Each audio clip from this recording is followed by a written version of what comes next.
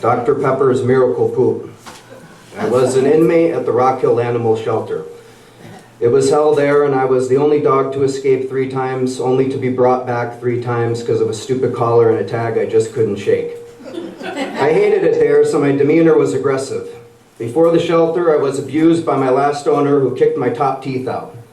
I wanted to bite that asshole's throat, but I only got a good bite to the arm, which landed me to the confines of a chain-linked prison cell. I could hear the guards talking about a mobile RV showing us convicts for possible work release or adoption, so I put my best paw forward and my Aussie cattle dog charm on thick. The twirl, the one paw up, and even chasing my own tail. They love that shit, and it works almost every time.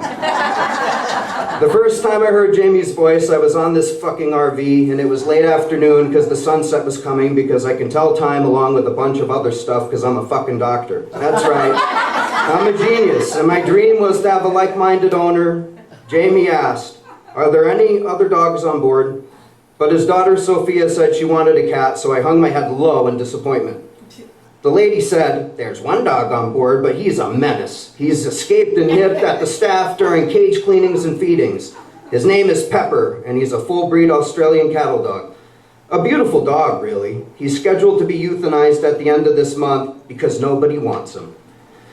I lay sad with tears in my eyes, thinking I have no chance, but I was wrong. Jamie slyly said, "I'd like you to take him out for me. I'd like to see this knucklehead." My spirit soared. I jumped up, wagging my tail in sheer excitement and wonder. Jamie started petting me, and I responded with my paw and mad tongue action.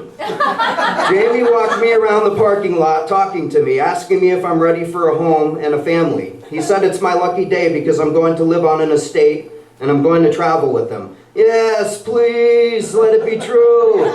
I'll never forget when Jamie said, "I want to adopt Pepper. I want him." Then this bitch did everything to convince him I'm bad news. She said, "Well, you can't take him today because the process takes over a week and there's a fee and I have to be fixed." Yeah, baby, I got my nuts and I'm about to bust a nut on your leg before you stick me back in that cell. "We have many other choices back at our facility," she told Jamie, but he stayed firm.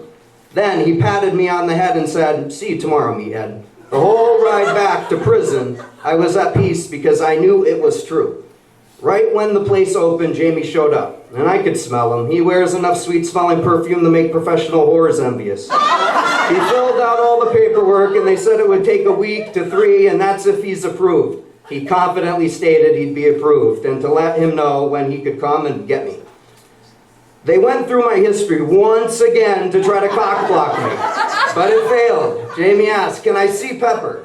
And they let him. He opened my cell, spent 10 minutes with me, telling me that I'm going to have a good life and to hang tight till he comes back to get me. This was the second time I met this guy, but when you know, you know. Before he left, he called me Dr. Pepper. He knows I'm a doctor, so I gave him my paw. The best years of my life so far have been with Jamie. He even saved me when I ate a dead animal full up. Hurricane Irene was happening that night, and the first place Jamie brought me would not treat me. So he left rubber from one end of the driveway to the road while I lay foaming at the mouth and bleeding from my butt. Because when they say I was full up, bitch. I was a cold blue.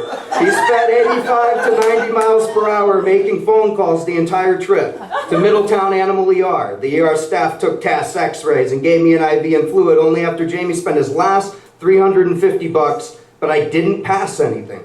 So he drove again, 85 to 90 miles per hour to Monticello Animal Hospital, where Dr. Stein gave me fluids, laxatives, and antibiotics so I could have a miracle shit. I was there for days, and on the 5th day, I made my miracle poop. And Jamie said, "Thank you, Dr. Stein, for saving my dog. He means the world to me."